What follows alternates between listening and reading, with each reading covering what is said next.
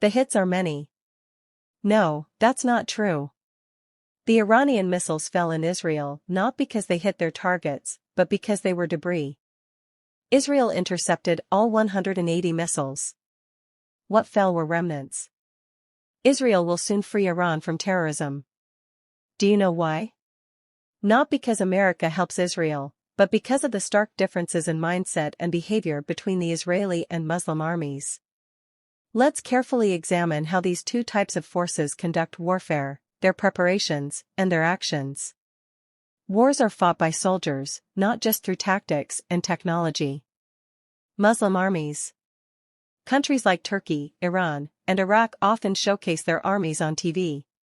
Large groups of soldiers chant Allahu Akbar and death to Israel while burning American flags. To the outside observer, it may seem like the Muslim world has armies of heroes.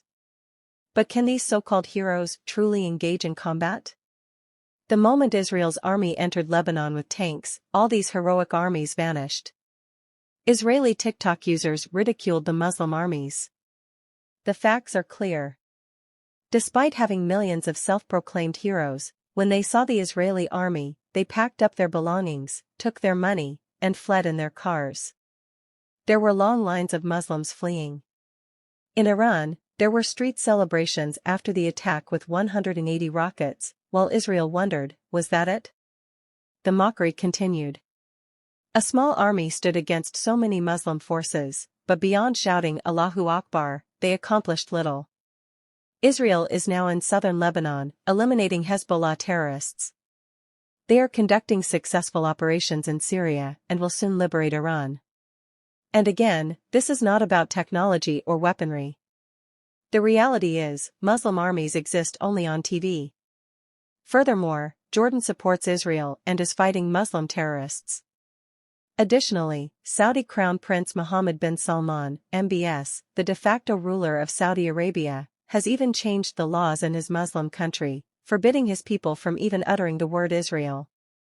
And more, Turkish President Erdogan, despite leading a supposedly powerful nation with a modern military-industrial complex, briefly stopped food supplies to Israel. He sent a politician to criticize Israel, and that politician collapsed in the Turkish parliament. There's video evidence of this, so check it out. All of the above are confirmed facts. This is why Israel will prevail. Those 180 rockets? It was like a house cat biting an Israeli lion. As Christians, we watch in disbelief. How is it that 500,000 people can flood the streets shouting Allahu Akbar, and the next day, those same streets are empty? All the so-called heroes are lined up at gas stations, filling their tanks and fleeing, just because Israel announced a ground operation in advance. The Israeli army sent a few tanks and soldiers into Lebanon, and suddenly, there's no sign of the chanting Muslims. There's no Lebanese army, because they've all fled. There are countless videos showing Muslims fleeing in their cars. This is not hearsay, these are facts, proven by video footage.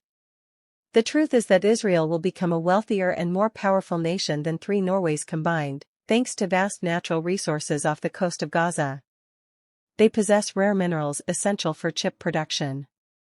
Israel will eventually liberate Turkey, Iran, and all Muslim countries. Muslims should take a lesson from the Russians and Ukrainians. In their war, no one shouts or marches in the streets, but when the fighting begins, both sides display terrifying bravery and heroism. Many die, but they do so with honor. Meanwhile, Muslims flee. Yesterday, Erdogan urged his people to support him because Israel is supposedly preparing to invade Turkey. And what did the Turkish people do? They rushed to the gas stations. No Muslim even dares to gather in public squares anymore to shout Allahu Akbar. Do not forget to like and subscribe. Have a nice day.